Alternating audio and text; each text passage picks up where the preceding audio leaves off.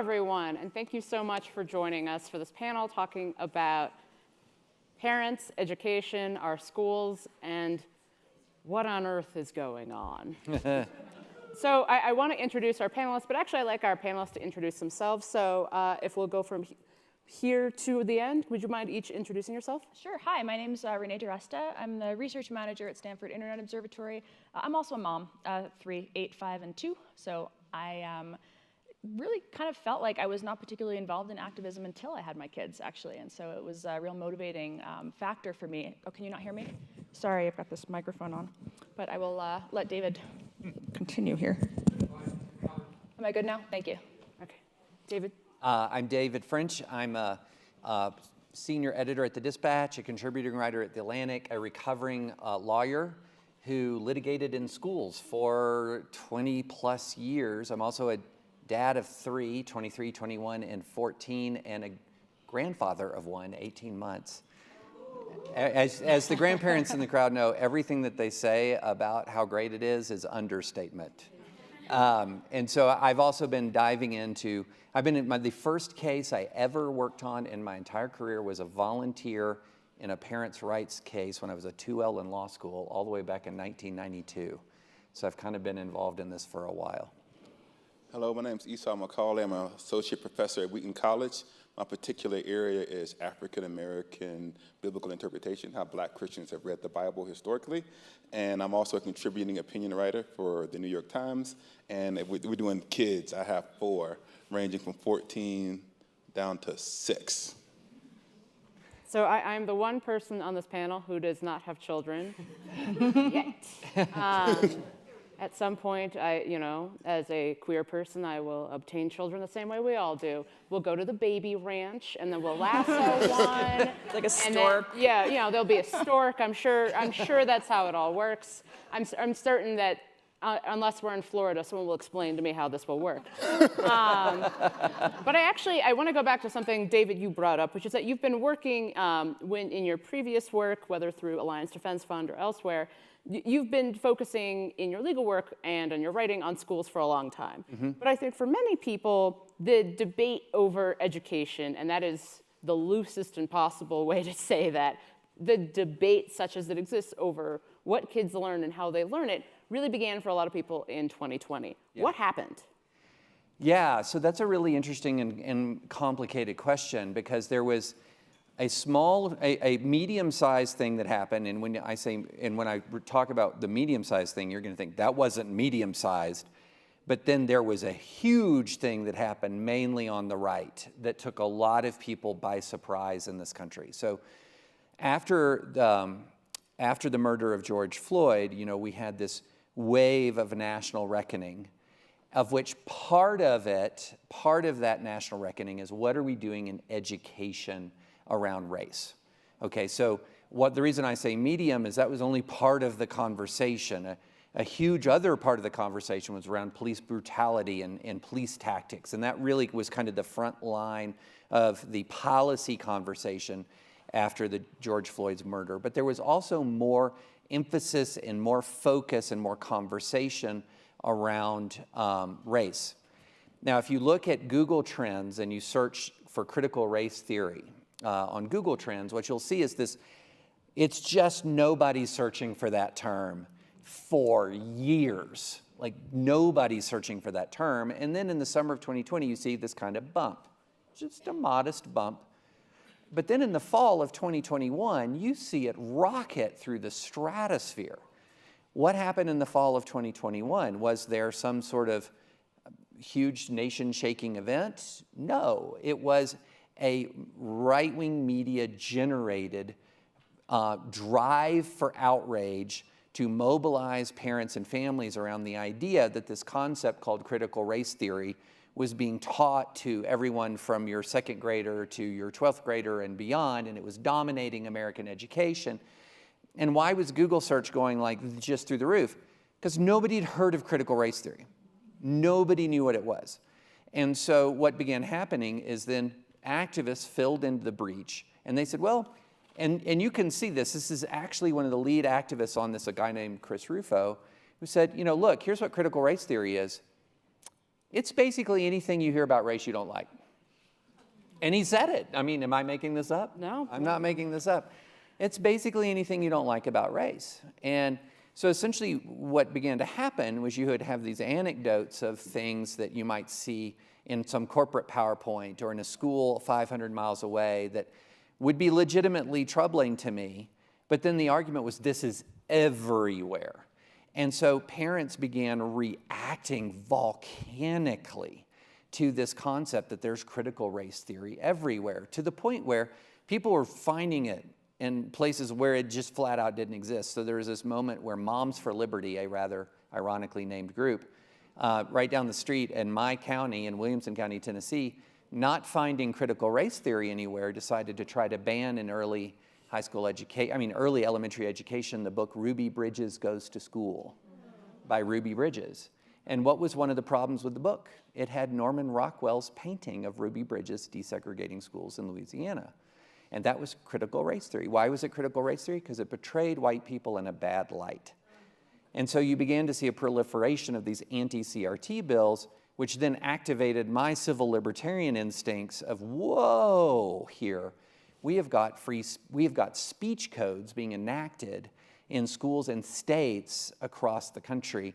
And I'm already taking too much time and I haven't even gotten into book banning, but that's what sort of started the whole.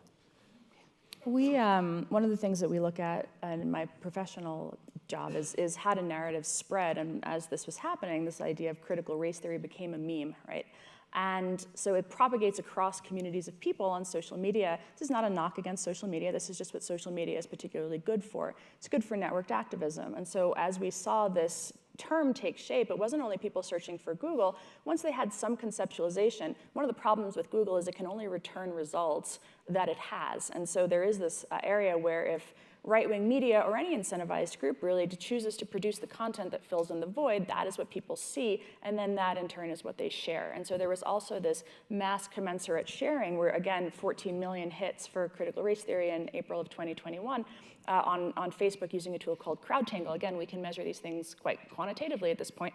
And so that's what we see. We see this, these articles that begin to be written about it then in turn go viral, and we say go viral very passively. Go viral means people choose to propagate the content, right? People choose to share it. And so there's also this dynamic where people influence their friends, and you see really the creation of communities. You see Facebook groups spring up in opposition to this, and then you have many people who feel angry, and I think there's one other thing that happened in those years, which was the pandemic.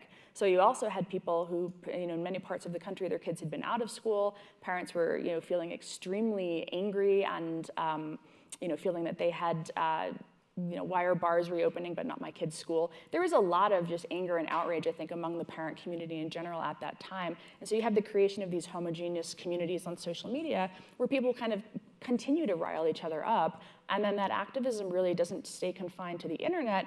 It explodes into things like school board meetings and community town halls and things like this, which generates further media engagement, which then in turn is returned for kind of the continued propagation of the content and the narrative. And this is the sort of cycle that happens. It's not unique to critical race theory, but that was one that was particularly, prominent during that time. It's also the matter of racism. Right. I was just about to say that, this isn't, 2020 isn't the first time people started asking questions about what they were learning about the history of racism. So there's a long history of, and I say this as a Christian, of Christian response to pushes for justice using their kids to cloak for racism. So you look during the time of integration, and it was parents and the White Citizen Council and all these groups were saying integration is bad for our children.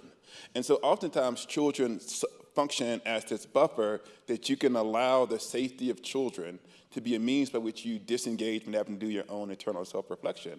And so I don't think that it is, to me, terribly surprising, given the history of racial progress followed by backlash, to say, after the 2 Obama presidencies and after towards the back end of what became the Trump presidency, when you have an unprecedented, not unprecedented, because it's precedented, you have yet another manifestation of anti-Black and anti-Asian racism, and you have this particular moment after George Floyd where the whole country is focusing on how we complicit in this evil that's ongoing. And the fact that there was a backlash after that is not a surprise to anyone who knows history.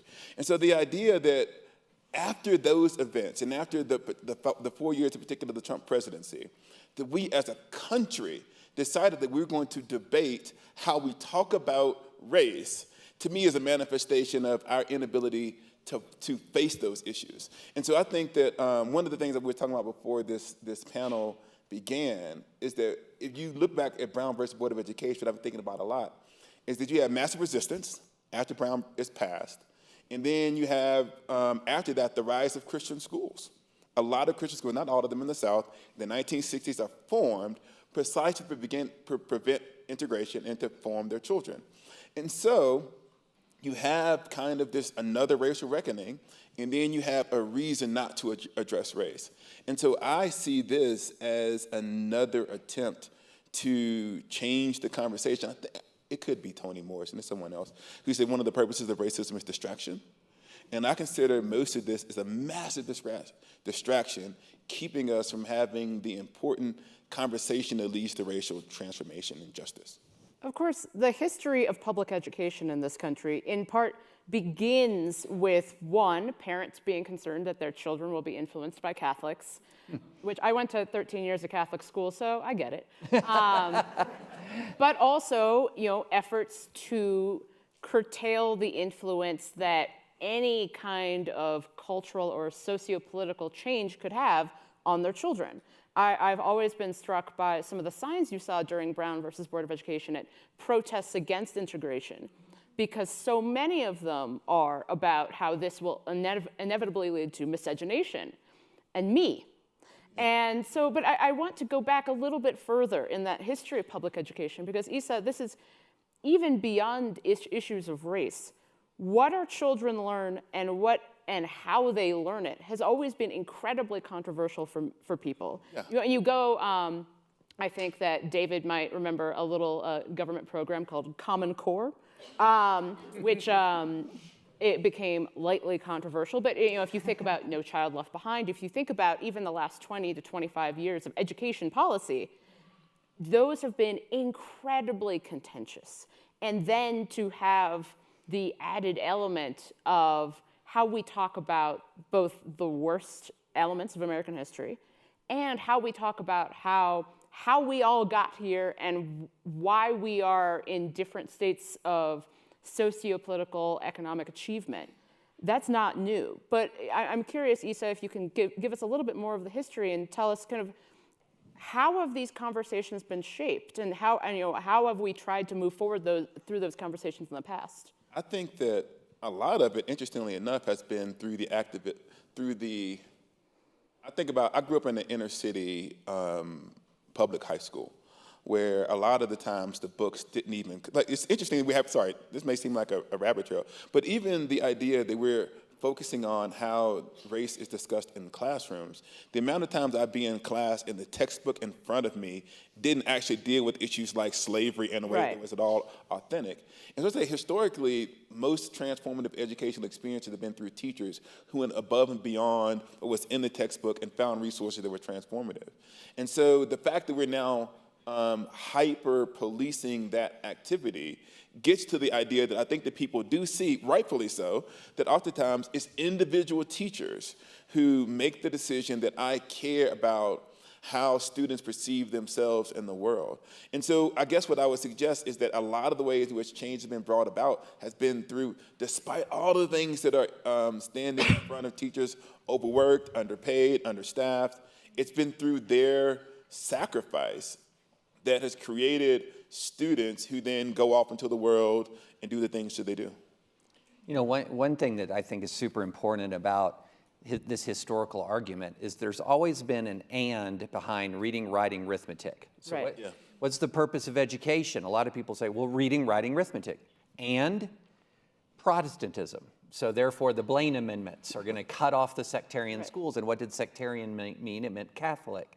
Reading, writing, and race. Reading, writing, and politics or ideology or nationalism. And this gets to, for example, the West Virginia v. Barnett case from 1943, one of the greatest Supreme Court cases in history, where the state of West Virginia was forcing all students to say the pledge. And even in the middle of World War II, the court said, no, you can't force someone to articulate a belief that they don't hold. I didn't make it to Alabama. I said the pledge in high school. Anyways, go ahead.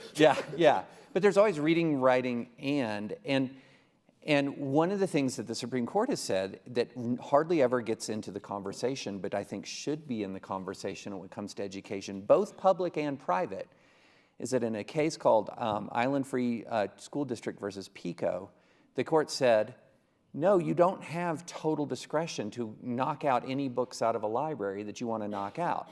So you can't say our library is not going to have Republican books, it's not going to have Democrat books, it's not going to have books by black authors, or you name it. And because then it goes on to say, one of the purposes of public education, and I think this should be extended education, period, whether you're homeschooled or public educated or private educated, is to prepare citizens for participation in our pluralistic, often contentious society. And when you think about reading, writing, and pluralism, that's a very different construct than reading, writing, and whatever reproducing me, which is the way we often, and the way parents sadly often think of education, reading, writing, and more of me.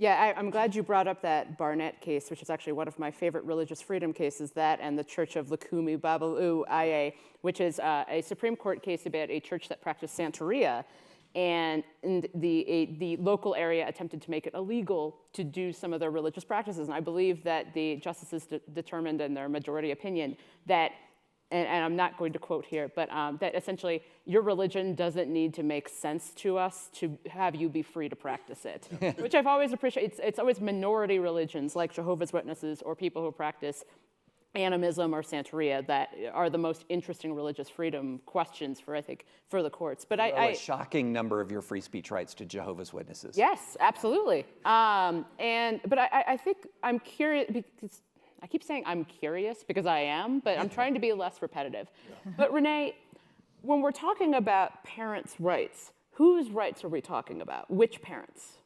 Oh, I don't know why that's a question for me. I mean, I'm not a parents' rights. I think that here's the problem with the phrase parents' rights. I think it's come to mean a very particular perception that people have about conservative parents advocating for things. I think actually that this is really a failing of Democrats and progressives to take on that mantle and say we have rights too, and we want to advocate for particular rights that we support, that we, I think that ceding the rhetorical ground and letting parental rights be framed as some kind of right-wing construct is actually really just absolutely terrible in this particular environment, as again, this kind of tinderbox of activism has been tapped into so effectively by politicians, particularly populist politicians, who want to continue to rile up communities by, again, tapping into that rage that parents, in my opinion, actually quite rightly feel after the way the pandemic was managed in certain states. Now, I lived in San Francisco during the pandemic, and so San Francisco is blue and bluer. It is not, there was a lot of backlash to the way that our school board handled things, but it was not, I think, particularly reflective of the kinds of dynamics that were taking shape elsewhere in the country. I think that momentum of an extremely outraged group of people getting together and saying, we are going to make a change, we are going to advocate for the things that we want to see happen for our kids, I think that is a universal perspective that parents hold, because if we don't do it, who is going to? Right? Do we trust the politicians to do it? We certainly didn't in San Francisco, which is how we recalled 3 members of the school board. And so there is this, I think, dynamic where parents are saying, we are going to have a voice in this conversation. And I think that it is unfortunate to me that that is increasingly seen as a right-wing construct or a right-wing phenomenon, because every parent should be weighing in. Every parent should be an activist in their community, advocating for their children and their children's community. And that's what I think the parental rights movement, I don't even like calling it parental rights movement, right. But the people who were agitating for change in San Francisco were an extraordinarily diverse coalition of Democrats arguing against a different diverse coalition of Democrats around particular issues that we saw as issues of competence, which were really distinctly different than what I think was seen as the kind of culture war dynamic that was taking shape elsewhere in the country. My mom was the first single mother elected to the school board in our city. and maybe one of the first African-American female presidents of the PTA in Alabama. I don't know the second one. And one of the shocking things is I was doing some Google research for this panel on the Parents' Bill of Rights. And one of the things it says, meeting with teachers is a right of parents. And I was like, this is complete, I mean, PTAs have been begging parents to come to these meetings over and over again. It's like, what are you talking about? Or like, you need to meet with parents. In other words, I think that there is a general apathy that happens a lot, because my mom did this in Alabama. Getting parents to actually be engaged in the education of their children has historically been a problem. So if the issue isn't actually access, the issue, well, then what is actually going on? And that's the reason why I think it is very important to say not just what happens, but when does something happen? And the fact that we're focusing on parental rights now, in the context of racial reckoning, says that yes, it is generally the case that as a parent, I am supremely interested in what my children are taught, and I try to engage that, and parents should care about those things. That's true. But the fact that we're talking about it now, in the same way that you can say, and I don't want to throw all Christian schools under the bus. There's tons of Christian schools that before and after this period. But if you can sometimes go to states and say, why did your school start in 1956? Right. Why did you decide to do it at that point? You need It's like if you put up a Confederate memorial in 1924. Exactly. I have questions. I have questions.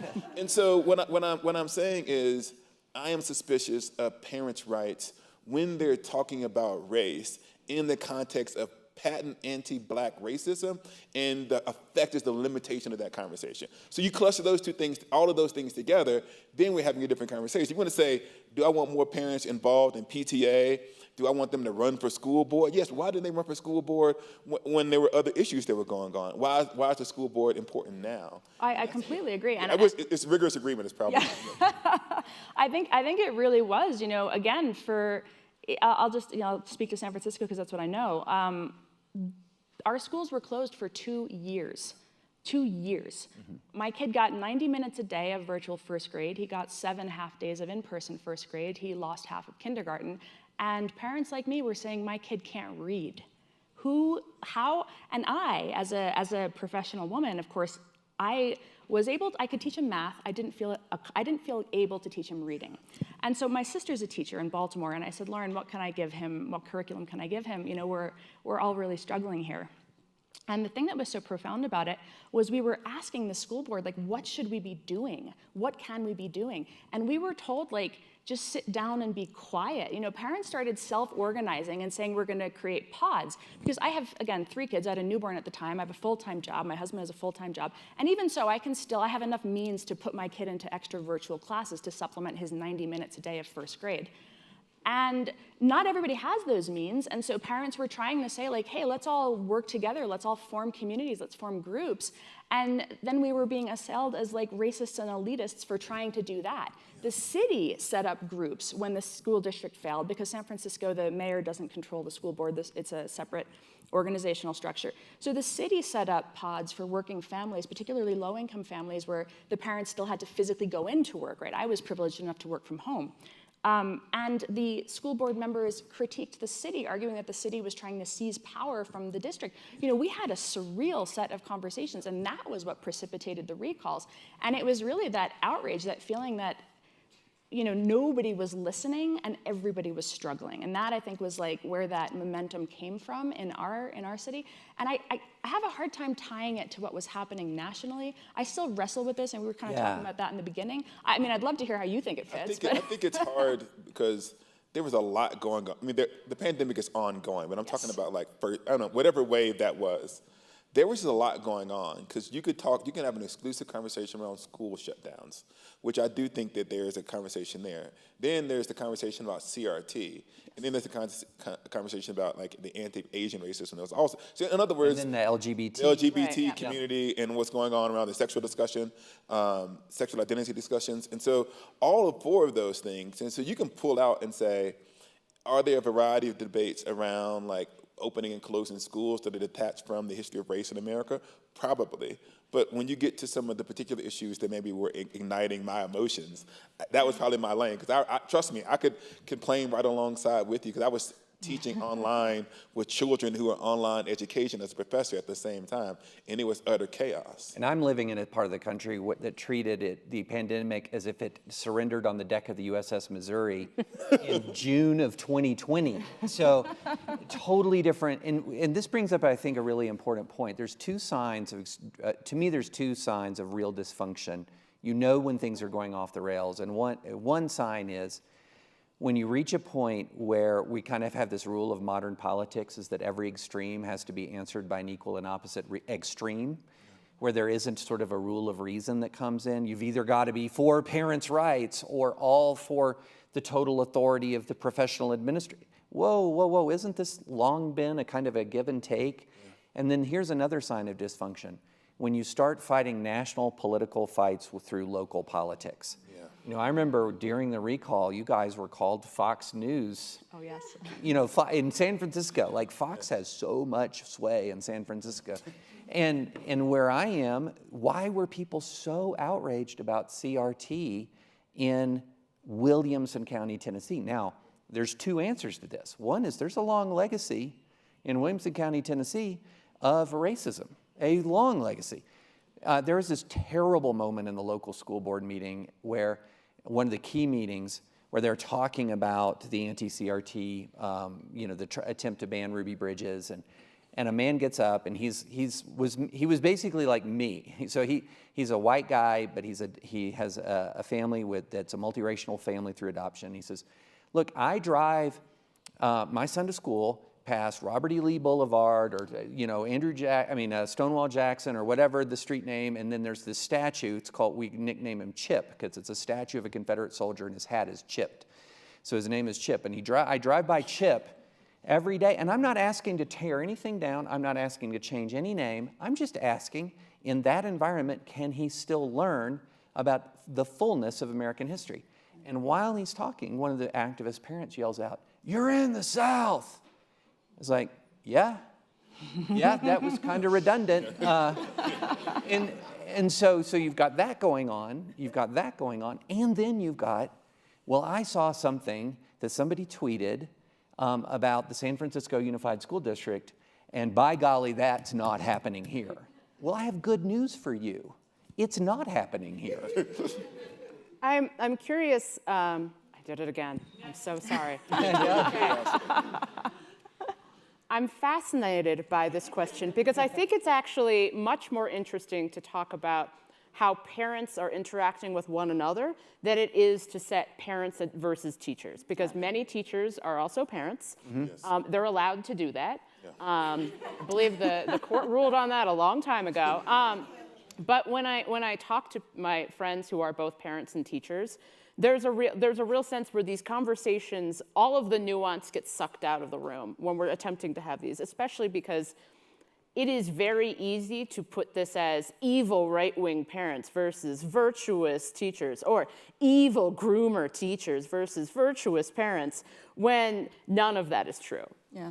And I'm interested to hear from all of you as people who are parents, as I am not. I have nothing. But when you're talking to other parents, especially other parents who are going to differ greatly in how their kids, who are in your kids' class, learn about the very same issues.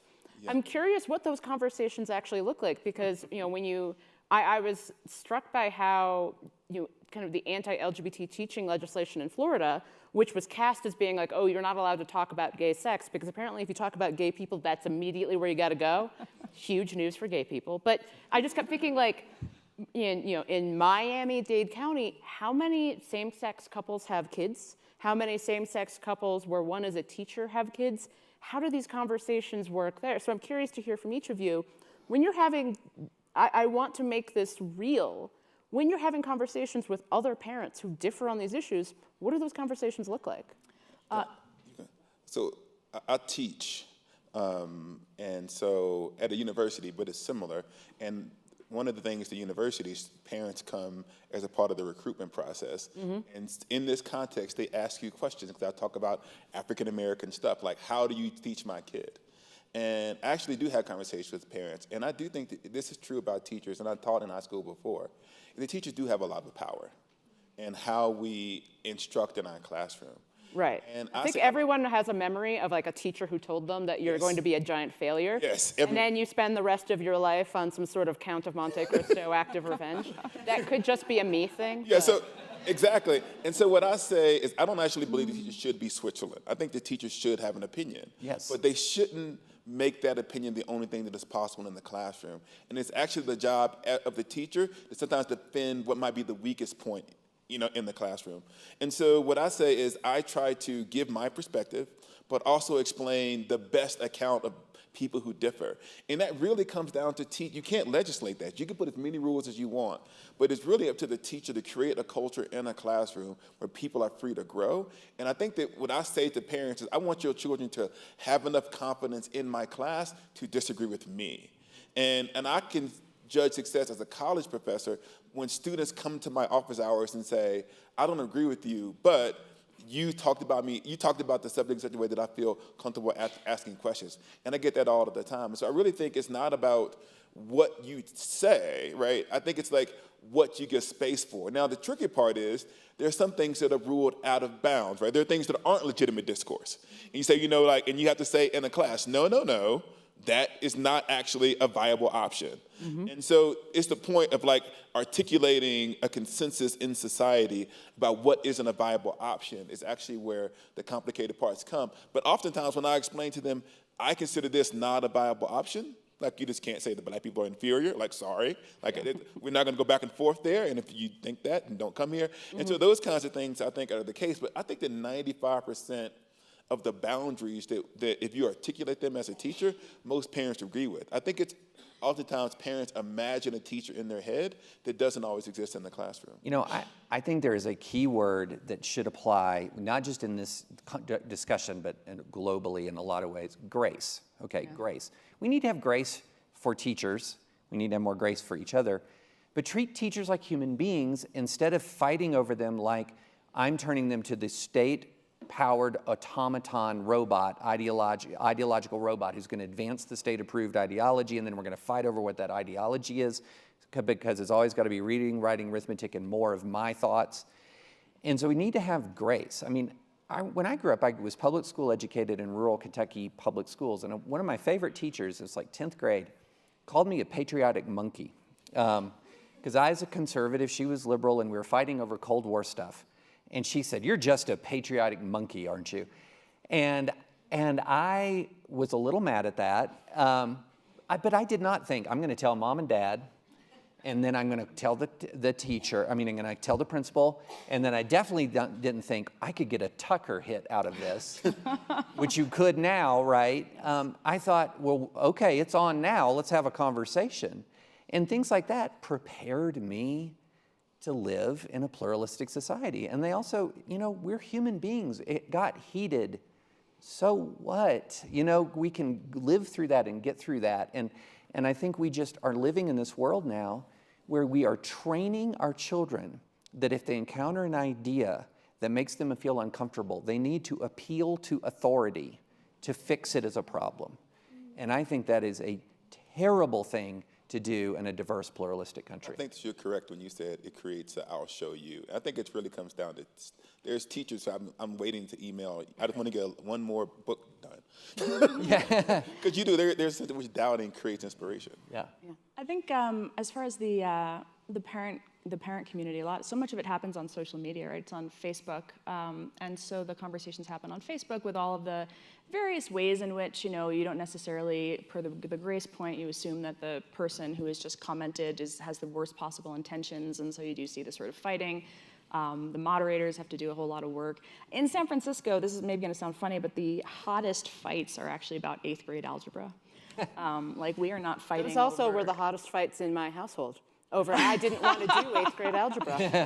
There is a whole, again, like I said, funny enough, or maybe funny is not the adjective, but again, a lot of the areas where the curriculum battles happen outside in the rest of the country, San Francisco does not fight about those. Instead, we fight about math. But I think in this question, though, there were a lot more And in San Francisco, the kind of ideological divide is moderate and progressive encompasses like the kind of democratic socialists. It means like a much further left than I think what hearing progressive might mean in just kind of average American city. And then moderate is, that kind of that line between progressive and moderate. And so this is the sort of the two communities.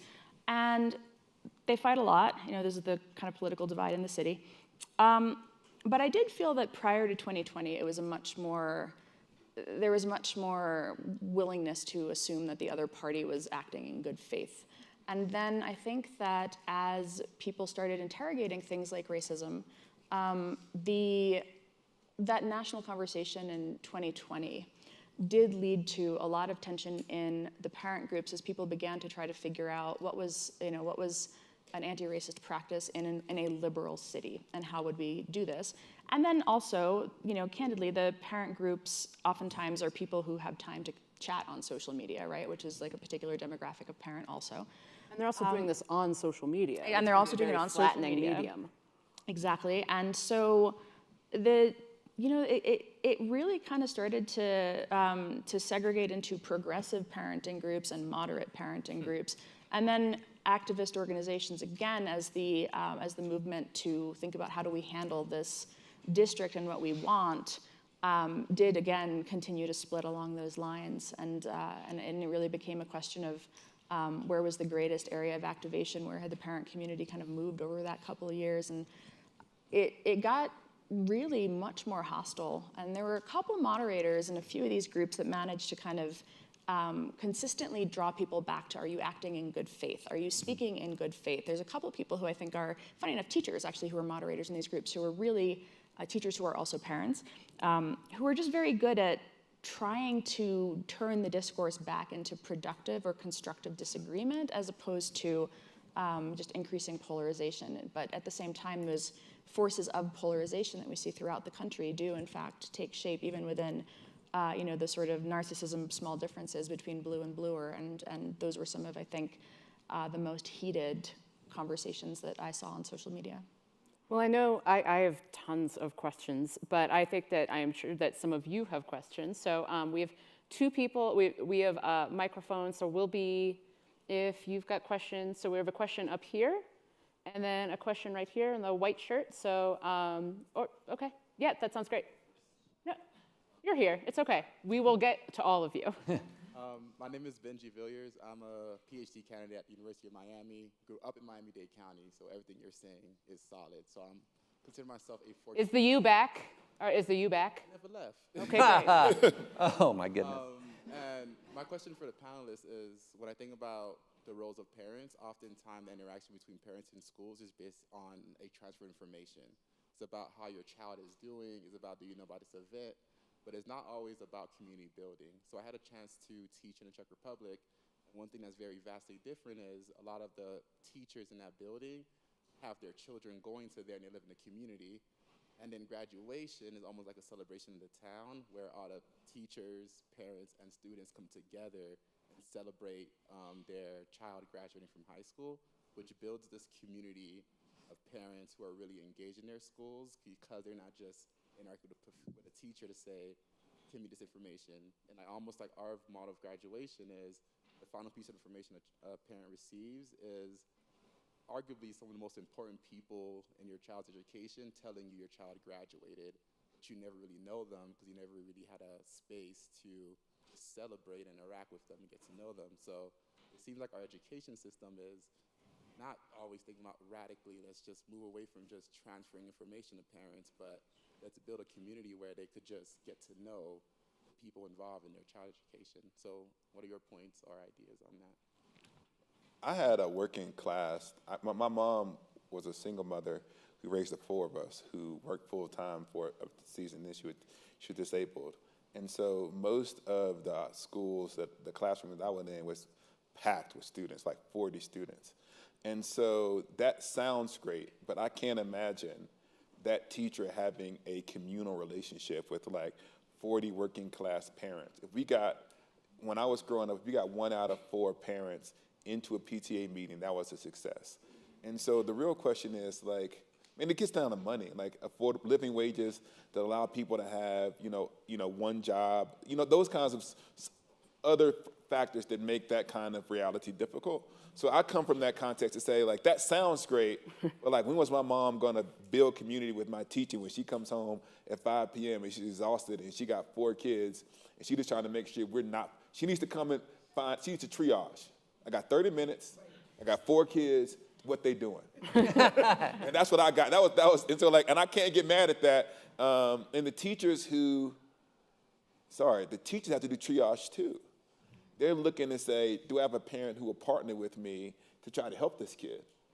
Or do I have to say this kid and this parent is checked out and I fought as much as I could, but I can't help this one? So those are the tricky parts.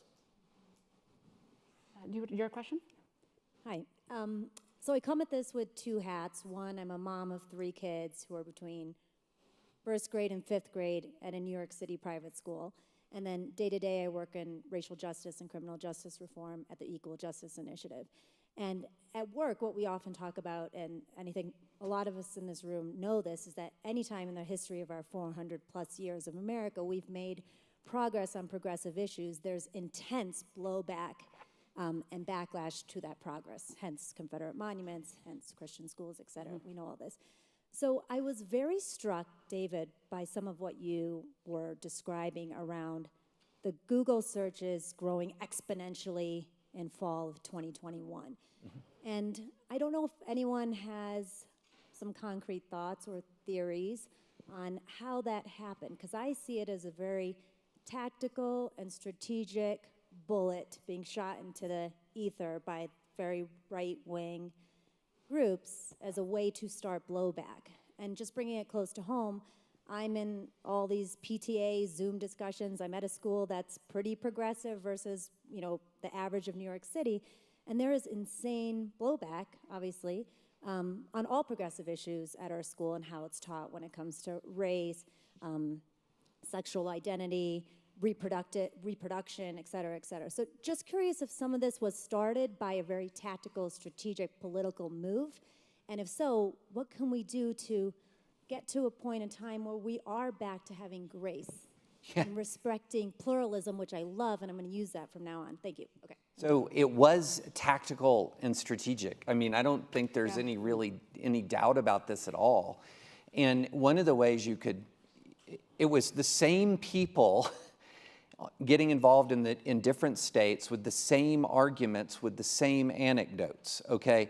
So one of the things that you saw when DeSantis announced his Stop Woke Act, which is spectacularly unconstitutional. I so wish I was still a practicing lawyer. I'd sue to overturn that and buy a Lamborghini with the proceeds.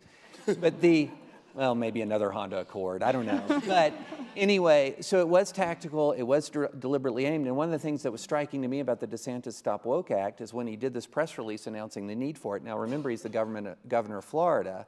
He had several viral incidents of extreme wokeness that he cited, and some of them were pretty extreme, and I was definitely opposed to them. None of them were in Florida, okay? Yeah. And so this is what I talk about, radicalizing people in local politics through national disputes. And so this was very strategic. It is very strategic to this day. They have moved on so much more from the CRT to LGBT issues, to Drag Queen Story Hour, for example. And you just see it and it happens on Twitter right in front of your eyes, and they will tell you they're doing it. They'll tell you they're doing it. I think we had a question, Natalisa? Oh. Well, so it's a hard, we got 2 minutes and 37 seconds. I'll give you 20 seconds on it. Litigation can be a solution to the most extreme stuff. So litigation can be, and there's a lot of litigation going on.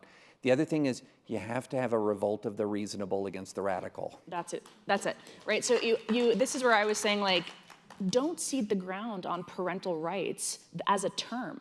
It just boggles my mind that the Democratic Party has let that happen. And this is where, again, my own activism started as like, let's create a pro-vaccine parent movement in California because our vaccination rates in school were at like 36%. Let's create that countervailing force of the reasonable, saying, you don't get to dominate the conversation on social media because here we are also, right? And that's where social media is a phenomenal tool for organizing. It is also a phenomenal tool for generating outrage about the most extreme random examples. And the only countervailing force to that is owning share of voice as a counter argument to the conversation. It doesn't mean you get to win. It takes time to grow those movements. It takes time to build those networks.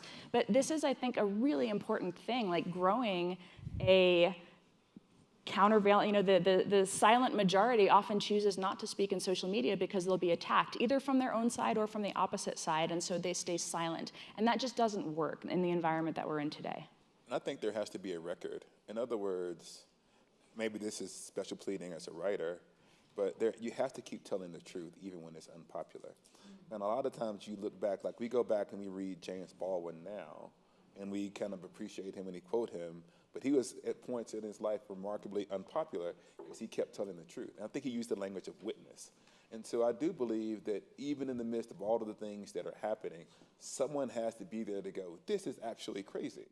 And I think that the continued conversion of the imagination through art and literature and writing remains important. Well, this has been fantastic. Unfortunately, we are out of time.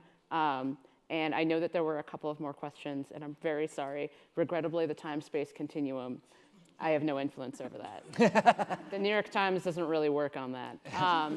But anyway, thank you so much to our panelists for really engaging a thoughtful conversation.